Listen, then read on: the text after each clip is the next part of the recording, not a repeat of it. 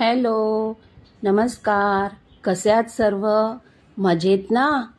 असायलाच हवेत. आणि स्वागत आहे तुमचं स्नेहाज आर्ट अँड कुकिंग या माझ्या यूट्यूब चॅनलवर. हिवाळ्यात मिळणारे हे लाल गाजर आणि त्यांचा गाजर हलवा आणि हे गाजराचं लोणचं मी नेहमीच करते. तर हे झटपट लोणचं करूया. गाजराचे छान बारीक तुकडे करून घ्यायचे आहेत. तेलावर हिंग आणि राईची फोडणी घालायची आहे. सोबत वरतून मसाला, हळद, मीठ टाकायचं आहे. हळद एकदम नॉमिनल टाकायची आहे आणि लिंबू पिळायचं आहे. नक्की करून पहा ही रेसिपी, झटपट होणारी, तुम्हाला नक्की आवडेल. सकाळची डब्याची आणि इतर कामे आवरल्यावर मी देवी आईच्या पूजेच्या मांडणीला सुरुवात करते. पूजा करून घेते, परंतु पोथी मात्र दुपारी वाचते.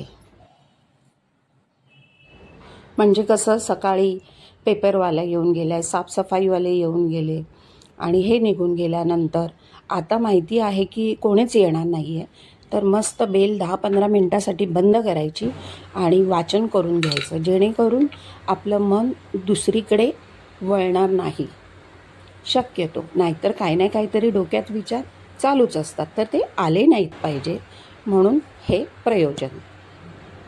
डेकोरेशन शक्यतो मी मध्ये कधी करत नाही, शेवटच्या गुरुवारीच करते, कारण एरवी तेवढा वेळ मिळत नाही मला. शेवटच्या गुरुवारी मुद्दामून वेळ काढून तेवढं डेकोरेशन करून घेते. तर अशी ही मांडणी करून घेतलेली आहे. देवीला नथ, मंगळसूत्र घालून घेतलं आहे आणि देवी आईची पूजा ही मी करून घेतली आहे. नैवेद्य संध्याकाळीच करणार, परंतु आता थोडं साईडला जे काही 2-3 पदार्थ आहे ते करून घेते आहे आणि ते तुमच्यासोबत मी शेअर करते आहे. तर त्याच्यात आहे आज गाजराचं लोणचं, चटणी, ओल्या नारळाची चटणी, रव्याची खीर आणि भरलेल्या मिरच्या.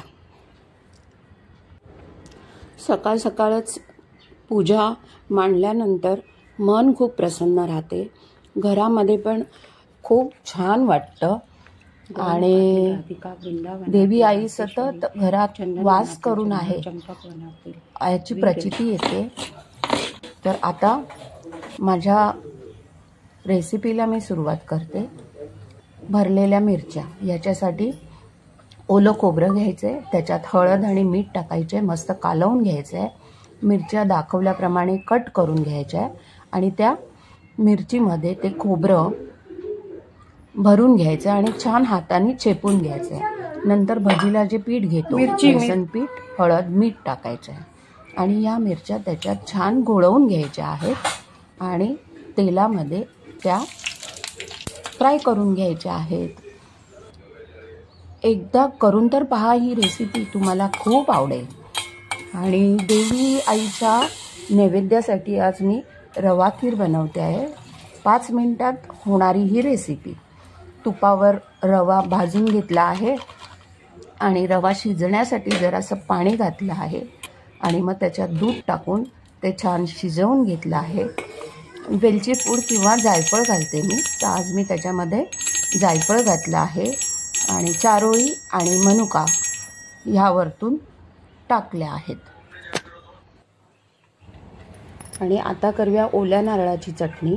त्याच्यासाठी ओलं खोबरं, त्यात मिरच्या टाकून घेतल्या आहेत, लसूण, आलं, थोडासा कढीपत्ता आणि कोथिंबीर, मीठ टाकायचं आहे आणि मिक्सरमध्ये लावताना थोडंसं पाणी टाकून, चटणी ही नेहमी थोडी जाडसरच वाटावी.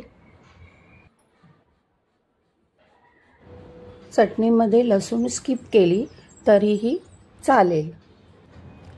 आणि हा माझ्या नातीचा टेडी फाटला आहे, त्याला शिवते, नाहीतर ते अजून आतला ती कापूस काढून टाकेल.